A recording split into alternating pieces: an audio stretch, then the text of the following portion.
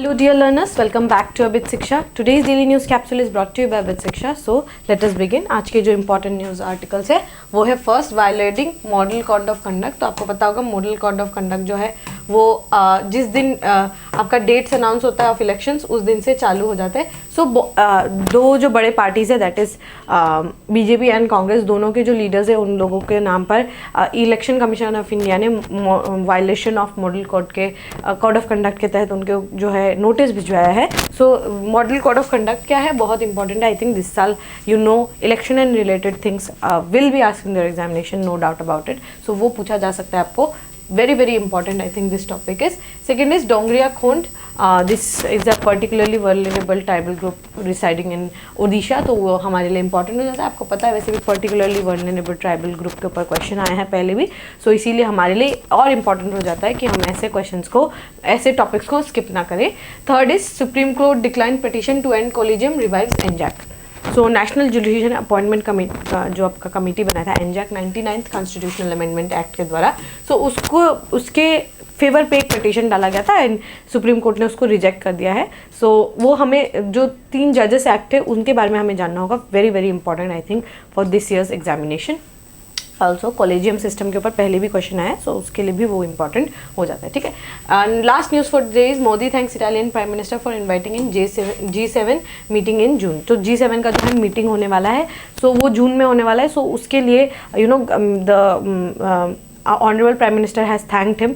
सो वो हमें देखना होगा G7 एज अ ग्रुपिंग क्या है और इंडिया के लिए क्या सिग्निफिकेंस है उस ग्रुपिंग का, ठीक है। सो एक एक करके सारे आर्टिकल्स को देखेंगे। I think today's articles are very very important और एक एक करके सारे आर्टिकल्स को कवर करते हैं। फर्स्ट क्या है, election commission send notice to Nadda for playing against Modi, ठीक है। सो ये जो है वायलेशन हुआ है मॉडल कोड ऑफ कंडक्ट का, सो उसके खिलाफ जो है जो पार्टी के जो लीडर है उनको भेजा गया है नोटिस, जो है दोनों पार्टीज़ को दिया गया है। सो ये कुछ मॉडल कोड ऑफ कंडक्ट्स होते हैं जो इलेक्शन कमीशन ऑफ इंडिया जो है वो बनाती है। These are some kind of you know rules, जो मोरल रूल्स होते हैं, because for level playing field of 2 parties if they want कि 2 पार्टीज आकर you know they if to contest a free and fair elections there needs to be certain kind of you know level playing field between 2 parties. Now if one party is ruling and has power and the other has no power, so ये हो सकता है कि जो powerful जो party है वो subdue करना चाहेगी इस you know this less stronger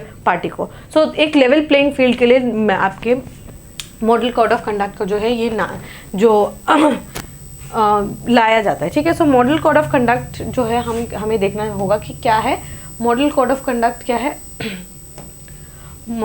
ये इस बार जो है जेपी नड्डा जी जो बीजेपी के प्रेसिडेंट है और मल्लिकार्जुन खड़गे जी जो कांग्रेस के प्रेसिडेंट है, दोनों के नामों पर जो है एक कंप्लेंट जो है वो गया है। सो यहाँ पर क्या है हमें देखना है मॉडल कोड ऑफ कंडक्ट क्या है। मॉडल कोड ऑफ कंडक्ट जो है ये इलेक्शन कमीशन ऑफ इंडिया को हेल्प करता है to fulfil a free and fair elections होने के लिए, वो हमें हेल्प करता है। जैसे कोई भी बड़ा अगर आप स्कीम है वो आप मॉडल कोड ऑफ कंडक्ट के समय आप लॉन्च नहीं कर सकते, ठीक है। कोई बड़ा स्कीम का आप अनाउंसमेंट नहीं कर सकते, यू नो कुछ पॉपुलर स्कीम्स को आप अनाउंस नहीं कर सकते during the entire period of model code of conduct. तो मॉडल कोड ऑफ कंडक्ट के लिए जो है बहुत इंपॉर्टेंट है हमें जानना कि आर्टिकल 324 क्या है, superintendence and conducting free and fair elections. ये आर्टिकल 324 जो है एम्पावर करता है इसको इलेक्शन कमीशन ऑफ इंडिया को, ठीक है। द सैलेंट फीचर्स क्या क्या है आपके मॉडल कोड ऑफ कंडक्ट का।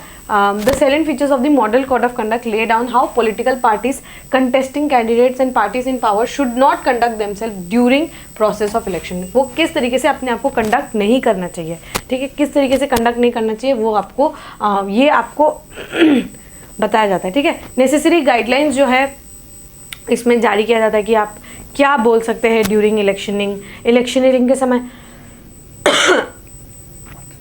आप इलेक्शनियरिंग के समय क्या बोल सकते हैं, किस बात पर आप क्या मतलब कोई रिलीजियस सेंटिमेंट्स को, जैसे फॉर एग्जांपल कोई आप रिलीजियस सेंटिमेंट को दूसरे रिलीजियस सेंटिमेंट को आप हर्ट नहीं कर सकते, दूसरे कास्ट को you know you can not hurt the sentiments of that particular caste. So ये कुछ जनरल रूल्स होते हैं यू नो जो मॉरली बहुत ज़्यादा करेक्ट रहते हैं, तो उसीलिए हम इसको क्या बोलते हैं मॉडल कोड ऑफ कंडक्ट, ठीक है। तो ये गाइडलाइंस जो है वो जो नेसेसरी गाइडलाइंस है वो कौन इशू करता है, आपका इलेक्शन कमीशन ऑफ इंडिया। वो किस रिगार्डिंग पे करता है, general conduct of electioneering, holding meeting and procession, कहाँ मीटिंग कर सकते हैं, कब कर सकते हैं, ये सब पोल डे एक्टिविटीज़ में क्या क्या होना चाहिए, एक एक कैंडिडेट को क्या करना चाहिए, अपॉइंटमेंट ऑफ ऑब्जर्वर्स, ये सब भी मॉडल कोड ऑफ कंडक्ट में आता है। फंक्शनिंग किस तरीके से होता है, जो पार्टी इन पावर है वो किस तरीके से the party will behave, and election manifestos क्या क्या हो सकते हैं, ये सब आपके मॉडल कोड ऑफ कंडक्ट के अंदर आता है। और ठीक है, उसमें रिप्रेजेंटेशन ऑफ पीपल एक्ट्स में भी बहुत कुछ जो है लिखा हुआ है कि आप जो है कुछ इल प्रैक्टिसेस लाइक सती आप नहीं प्रैक्टिस कर सकते, ठीक है।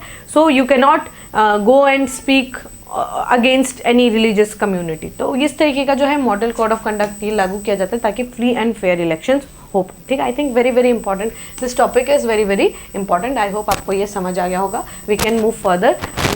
जो नेक्स्ट न्यूज़ है वो क्या है, डोंगरिया खोंड्स के बारे में। ठीक है, डोंगरी खोंड्स जो है ये आपको ओडिशा में देखने को मिलेगा। ठीक है, ओडिशा का जो स्टेट है वहाँ पर आपको देखने को मिलेगा। ओडिशा के जो स्टेट है डोंगरिया खोंड जो है ये खोंड के जो जाति है उसके मेंबर्स है। ठीक है, और ये मुंडा एथनिक जो ग्रुप है उसके पार्ट बनते हैं। ठीक है, ये लोग जो है आपके डोंगरिया खोंड जो है खोंड जाति के हैं और मुंडा एथनिक कम्युनिटी में आते हैं। लोकेशन याद रखिएगा, नियमगिरी हिल्स। नियमगिरी हिल्स जो है ये आपके रायगढ़ एंड रत्नानंदी जो डिस्ट्रिक्ट है यहाँ पर आता है। ठीक है, ओ सॉरी, कालाहांडी जो डिस्ट्रिक्ट है, not Ratnanandi but Raigarh district and Kalahandi district of Odisha में ये नियमगिरी हिल्स आता है। ठीक है, सो ये जो डोंगरिया खोंड से ये क्या है, अपने नियम राजा को वर्शिप करते हैं। नियम राजा कौन है, वो नियमगिरी हिल्स के राजा, भगवान जो है फॉरेस्ट को, जो वो जो हिल्स है उन्हीं को वो भगवान मानते हैं। नियमगिरी जो जंगल है उसके जो है सुप्रीम कोर्ट है नियम राजा। ठीक है, उनका वो पूजा कराते हैं। और उसके बाद क्या है, ये उनका पॉपुलेशन 8000 के करीब है and this comes under particularly vulnerable tribal groups. ठीक है, इसके अंदर वो आते हैं। ये अपना नाम कहाँ से डिराइव करते हैं, डोंगर से। डोंगर मतलब क्या होता है, हिल होता है। ठीक है, तो वो क्या है और अपने आप को ये भी बोलता है कि झरनिया, प्रोटेक्टर ऑफ स्ट्रीम, जो झरना को प्रोटेक्ट करता है। और डोंगर मतलब हिल होता है, तो हिल्स एंड झरना you can see because they are so in sync with nature. वो अपने नाम को भी उसी तरीके से उन्होंने अपने कम्युनिटी को नाम भी उसी तरीके से रखा। ठीक है, लैंग्वेज किस तरीके का यूज़ करते हैं, I think this is very important. कुई लैंग्वेज को ये यूज़ करते हैं। कुई लैंग्वेज जो है ये नियमगिरी के जो लोग हैं वो यूज़ करते हैं। दैट मीन्स डोंगरिया खोंड लोग भी जो कुई लैंग्वेज का यूज़ करते हैं। Kui language is not written but it is spoken among the people of Khond community. Kui language जो है लिखा नहीं है बट वो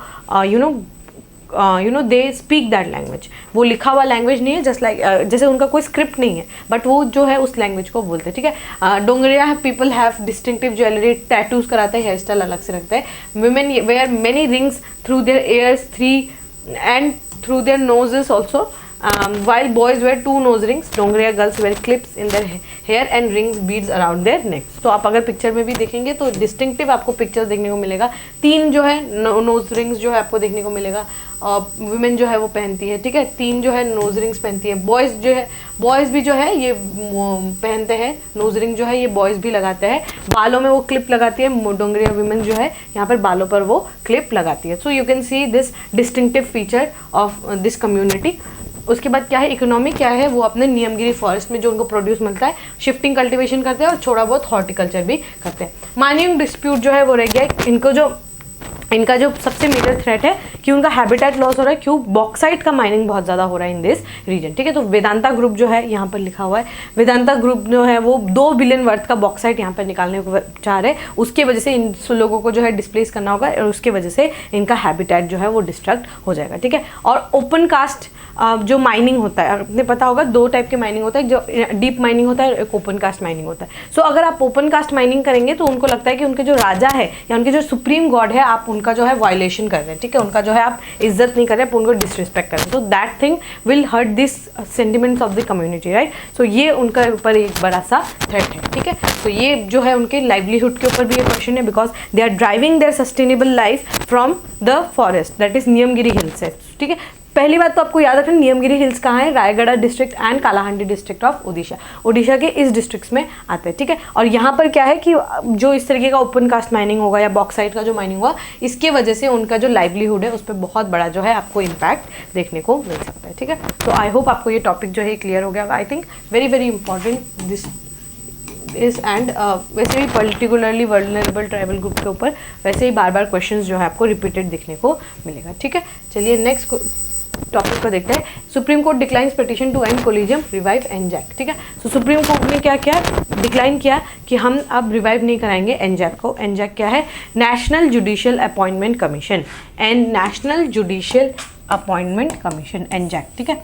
सो ये सुप्रीम कोर्ट ने बोला है कि वो रिवाइव नहीं करेंगे एनजैक को because this is unconstitutional and null and void इसको डिक्लेयर किया था 99th कॉन्स्टिट्यूशनल अमेंडमेंट एक्ट के तहत जो है इस एक्ट को जो है पास किया गया था, एनजैक को लाया गया था ताकि कोलिजियम सिस्टम के थ्रू जो है ये जो सुप्रीम कोर्ट में जो जजेस है उनका सिलेक्शन किया जाए। सुप्रीम कोर्ट के जजेस के ऊपर एक जो एलिजेड एक रहता है कि यहाँ पर नेपोटिज्म बहुत ज़्यादा होता है, ऐसा बोला जाता है कि यहाँ पर नेपोटिज्म बहुत ज़्यादा है। इसीलिए गवर्नमेंट पार्लियामेंट ने 99th कॉन्स्टिट्यूशनल अमेंडमेंट एक्ट के थ्रू क्या था, एनजैक को लाया था, नेशनल जुडिशियल अपॉइंटमेंट कमीशन को गठन किया था, जिसके द्वारा ये बोला गया था कि आप सिलेक्ट करेंगे तो गवर्नमेंट का भी यहाँ पर रोल रहेगा और सुप्रीम कोर्ट के जजेस का भी यहाँ पर रोल रहेगा इन सिलेक्टिंग दी जज। जो सुप्रीम कोर्ट के honourable chief justice of India उनका भी एंड जो सुप्रीम कोर्ट के ऑनरेबल जजेस होंगे उन सब का भी उनको अपॉइंट करने के लिए we will have this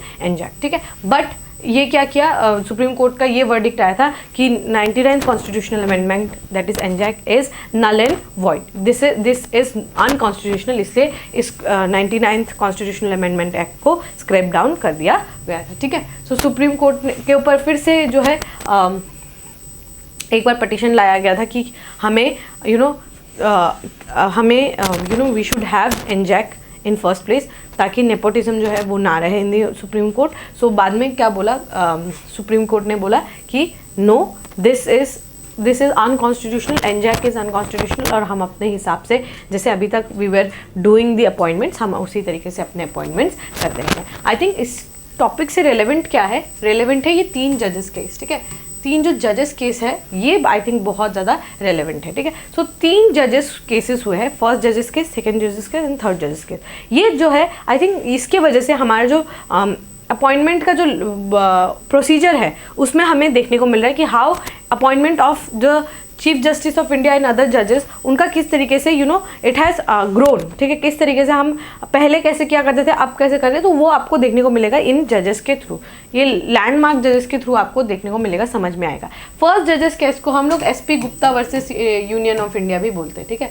SP Gupta versus union of India ये केस भी हम बोलते हैं, ठीक है। सो ये क्या बोला गया इस जजेस केस में, 1981 में क्या बोला, 1981 में ये बोला गया कि अगर यहाँ पर क्या है कि चीफ जस्टिस ऑफ इंडिया को जो है अगर आपको अगर अपॉइंट करना है देन आपको जो एडवाइस है इट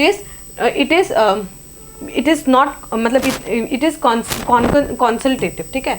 आप ये क्या कर सकते हैं, यहाँ पर कंसल्ट कर सकते हैं। फर्स्ट जजेस केस में ये बोला गया कि एग्जीक्यूटिव जो है ये कंसल्ट कर सकते हैं to the supreme chief justice of जो ऑनरेबल सुप्रीम कोर्ट है वहाँ जाके दे कैन कंसल्ट, लेकिन ज़रूरी नहीं है कि वो, because it is just a consultation, ज़रूरी नहीं है कि वो माने वो बात, ठीक है। वो बात को माने या ना माने, दिस इज़ नॉट नेसेसरी, ठीक है। सो ये फर्स्ट जजेस केस में बोला गया कि सुप्रीम कोर्ट की बातें हम मान भी सकते हैं, नहीं भी मान सकते, it's just consultation and not concurrence, ठीक है। एग्जीक्यूटिव कैन कंसल्ट, एग्जीक्यूटिव जो है यहाँ पर क्या हुआ, प्राइमरी कंट्रोल जो हुआ वो ये एग्जीक्यूटिव का रह गया, ठीक है, वाइल अपॉइंटिंग द जजेस, ठीक है। फिर सेकंड जजेस का केस आया 1993 में। 1993 में ये बोला कि सुप्रीम कोर्ट ने क्या किया, कोलेजियम सिस्टम जो है उसका शुरुआत किया। कोलेजियम सिस्टम सेकंड जजेस केस में आपको देखने को मिला कि कंसल्टेशन रियली मीन्स, अगर हम कंसल्ट कर रहे हैं आपके साथ उसका ये मतलब है कि ये आपको मानना होगा। Consultation really means concurrence. अगर हम बोल रहे हैं कि इन ऑनरेबल पर्सनैलिटी को as chief justice of India बिठाना है तो इनको बिठाना होगा। कंसल्टेशन, एग्जीक्यूटिव का इन्होंने यहाँ पर रोल कम कर दिया, ठीक है। सो यहाँ पर क्या हुआ, कंसल्टेशन विल मीन कॉन्करेंस, ठीक है। तो यहाँ पर it was added that it was not chief justice of India's individual opinion.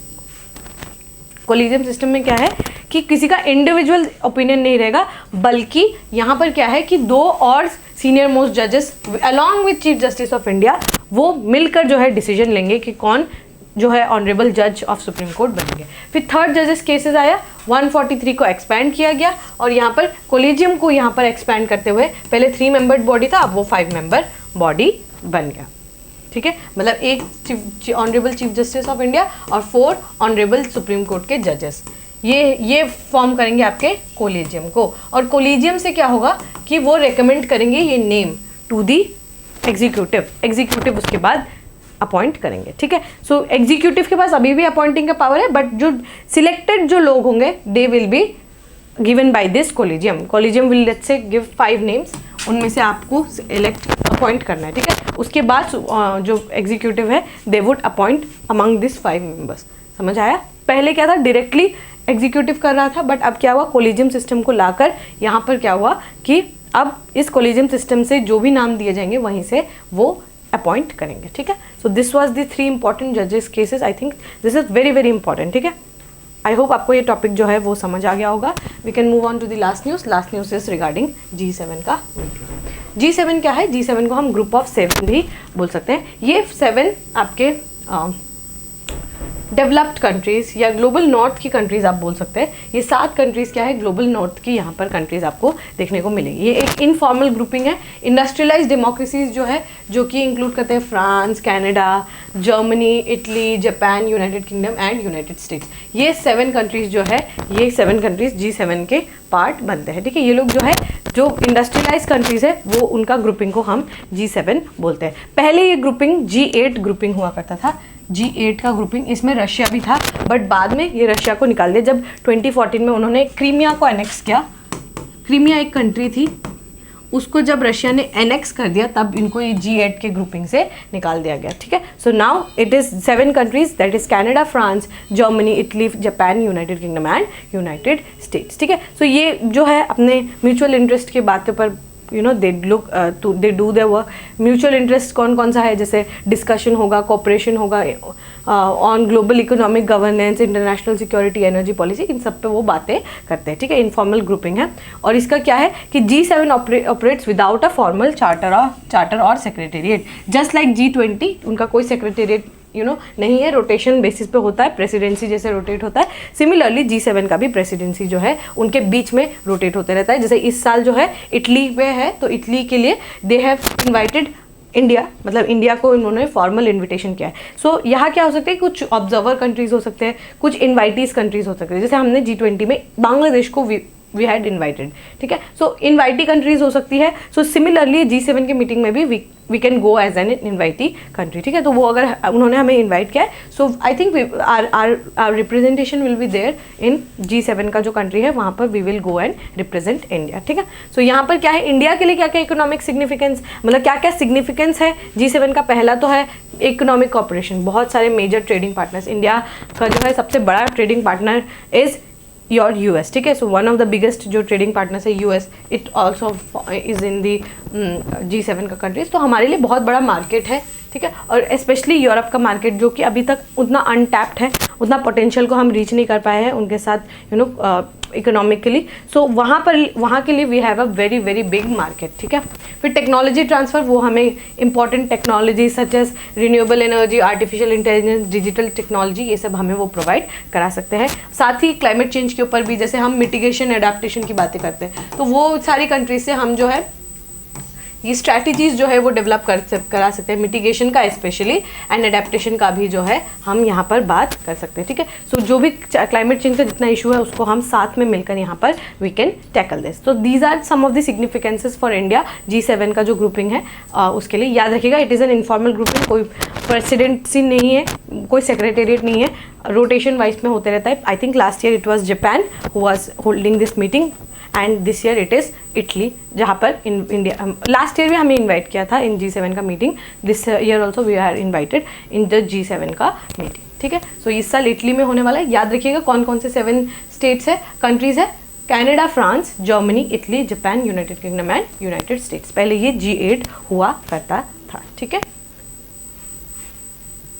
Yes, यहाँ पर भी वहाँ पर सेम बातें यहाँ पर लिखी गई है। डेवलपमेंट का असिस्टेंस मिलता है, बहुत सारे असिस्टेंस देते हैं, इंटरनेशनल रिलेशंस जो है ये बेटर होगा, ठीक है। सो क्लाइमेट बायोडाइवर्सिटी मीटिंग्स जो है वो भी हुआ थे, तो हम लोगों ने जाकर अटेंड किया था, ठीक है। So this is the important thing हम लोगों ने देख लिया। Alright, with this we have come to end of today's daily news discussion. If you have liked this discussion, don't forget to give a like and write down in the comment section. We will meet in the next discussion. Till then, take care and thank you.